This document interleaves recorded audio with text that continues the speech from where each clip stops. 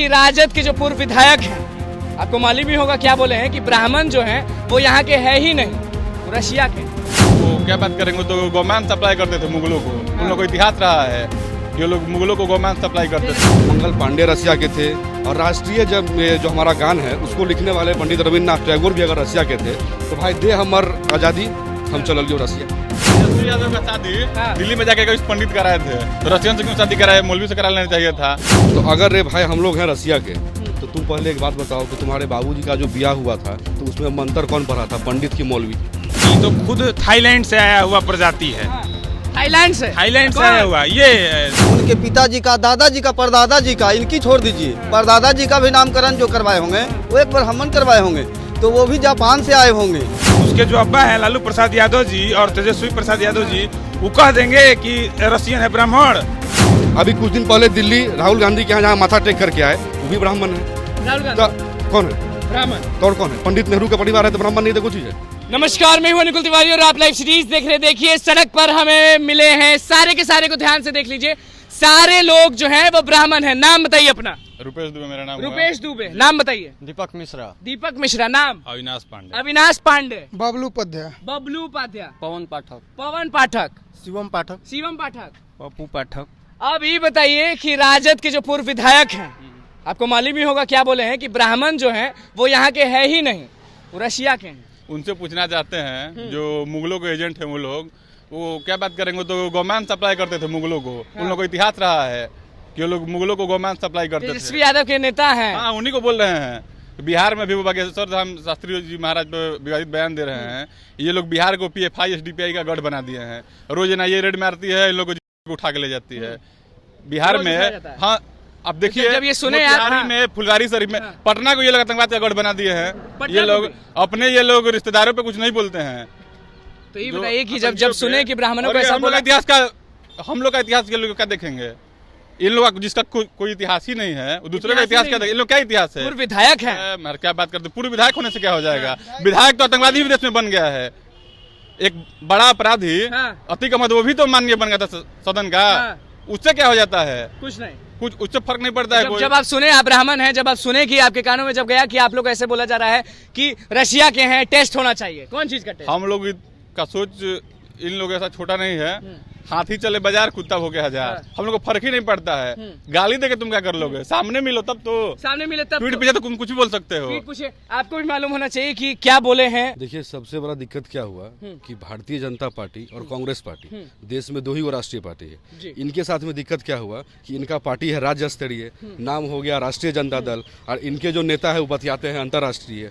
तो अगर रे भाई हम लोग हैं रसिया के तो तुम पहले एक बात बताओ कि तुम्हारे बाबूजी का जो ब्याह हुआ था तो उसमें मंत्र कौन पढ़ा था, पंडित की मौलवी?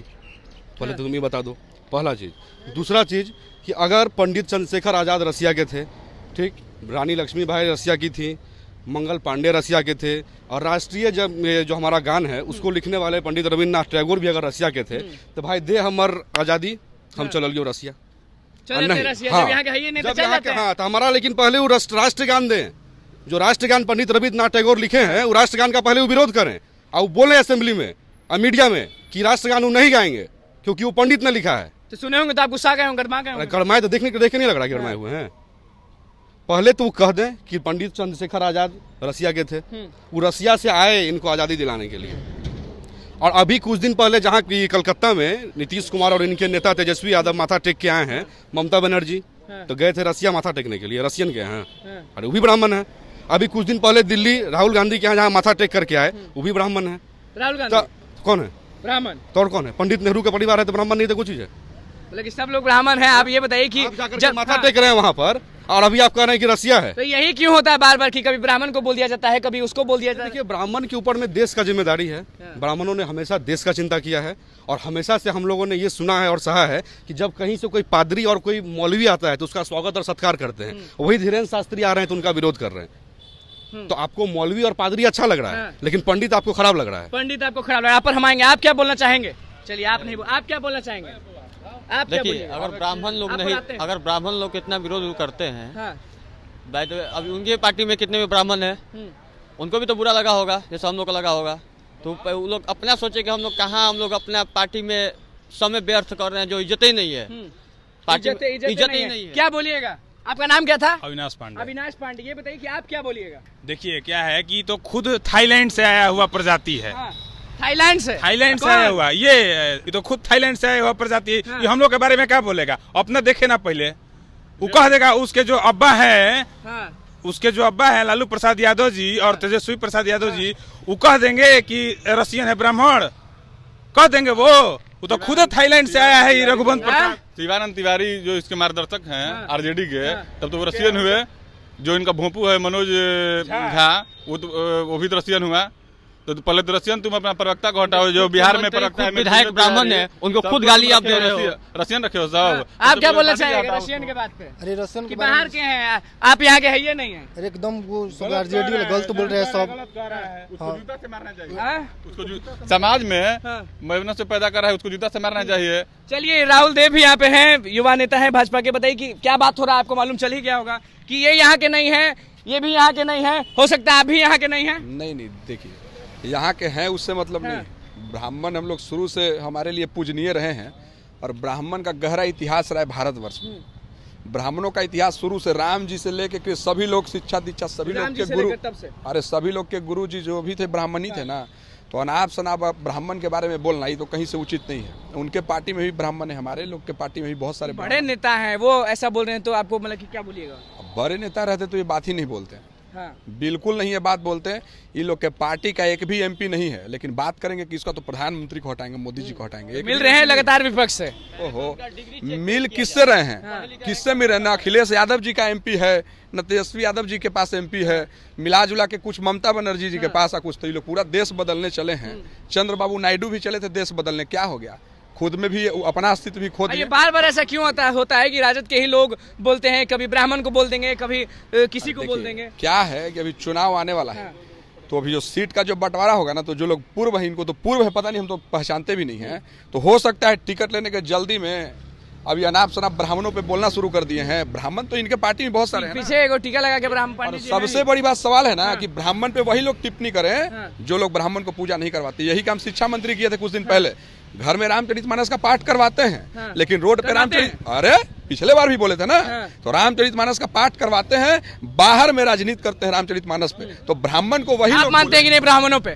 अरे ब्राह्मण को बिल्कुल मानते हैं भाई। हमारे यहाँ पूजा पाठ शुरू से लोग कराते रहे, आज भी हमारे लिए पूजनीय है और हमेशा रहेंगे, हमेशा रहेंगे। ब्राह्मणों का हमें हमेशा दिल से इज्जत करते हैं। टेस्ट का किसको जरूरत है?